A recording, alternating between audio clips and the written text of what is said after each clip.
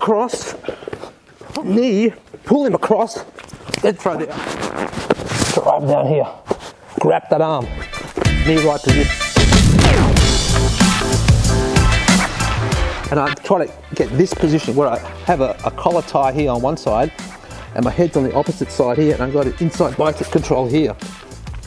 And I'm trying to keep my head close to his shoulder here to avoid being punched, where he can punch me with either arm. He can go underneath as well. I want to monitor his arms, what he's doing too at this point in time. If he goes for a weapon here, I should be able to control that arm, go from there. Think of turning this like a steering wheel to manipulate his balance, right? So I might pull on this and then lift this at the same time to move him around. And I might go this way, I might go that way. He's going to give me a little bit of resistance so I can feel that and get used to sort of this sort of thing happening. And if I feel him, if he's going to punch with that arm, I can control that because I have control of that arm. So inside bicep, I want to have my elbow in the center like this, not out like that, where he can come and grab me underneath. I keep the elbow in like that and head tight. And we're just going to play around with that. Give and take it. So I'll pull and turn. And maybe you might get taken. Just to go to different sides, I'll start on this side and we'll move them around a little bit. And then I'll go to the tie clinch from here. Then from here, what I'm doing, I'm going to swap my head over to the other side. You get this side. Move to the position where I need to be. I'll drive one into the outside, the middle, inside, groin, groin. Then I might move them around a bit. If I swap to the other side, do the same. So I'll go outside, middle, inside, groin. I'll pull across. I throw an elbow. Yeah, so as I pull, while getting off balance there, I throw that elbow back here again. So I'm moving around. When I find an opportunity, throw the elbow.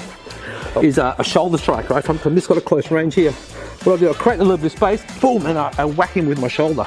I bring his face into the shoulder, then that might set up the elbow from there. So from here, I create a little bit of space, boom, boom, sort of a kick. That's pretty effective, especially when you wear shoes, right?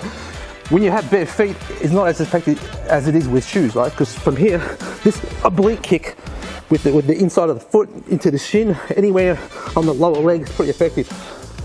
As far as causing a little bit of pain and distracting him from what you want to do next. Right? For example, I might hit him in the shin, that allow me to get behind him because he's distracted. It's not a fight finisher, but it's definitely going to make him think about things, right? Especially if you got some solid.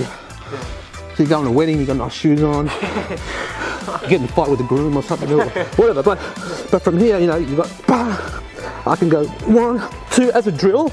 I get this position, I might move him around a little bit. I'm going to go 1, 2. I swap sides, move around a little bit. I go 1, 2. It's a similar kind of concept as doing the oblique kick, but I go a foot stomp. So I stomp. So if I stomp on his foot like that, especially with shoes on, right? You see this in MMA with their barefoot, right?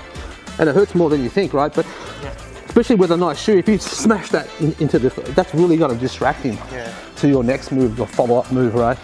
So again, as a drill, I'll see what foot's available for me here. If that one's there, I'm going to go 1. I'm going to move to the position where I can do it. Obviously, I'm not going to do it from out here and try and reach over like this. But if I'm close enough, I go here, I go here.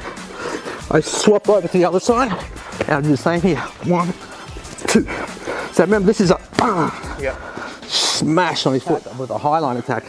So an example might be from here. I knee, pull, boom, elbow. I might knee, pull him across, then throw the elbow, and we crash into this position here. I fall into this position, it just happens, right? So I need to have some skills once I'm here. Let's have a look if he's giving me a certain type of energy, especially if he's trying to punch with his arm. If he's trying to punch and I feel that energy, I can use that to just get behind him very quickly, right? So what I do, I lift up my elbow, I pop up, I look up, I press against his head, I turn into him from here. Right, what you don't want to do is go down like this, where you grab your neck, you get trapped here, right? We don't want that, right? So think about that using a good posture, where I'm going to put this over my head and look up, where he can't grab my neck now. Now I have options to turn in, strike, whatever I might do from here. But I'm still controlling the neck here.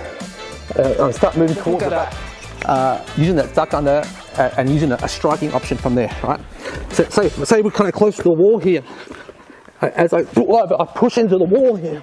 I'm going to pull on his neck. I'm slightly trapping his arm temporarily, and from here, I'm going to rip into his body from here. Just start ripping in, while I'm still pressing with my head.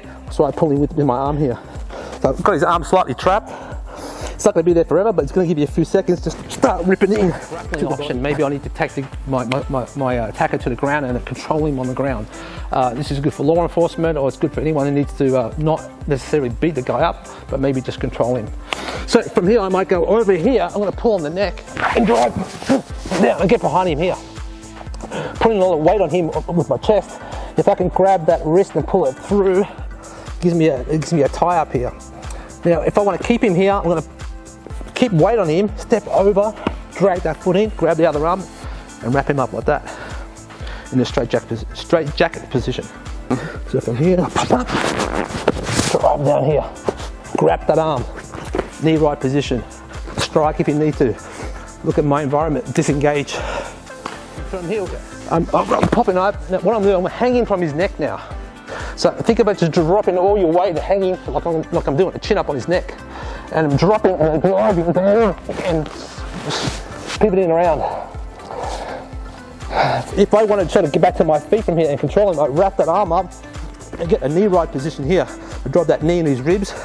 Here I have the option to strike if I need to, or I can disengage and get up.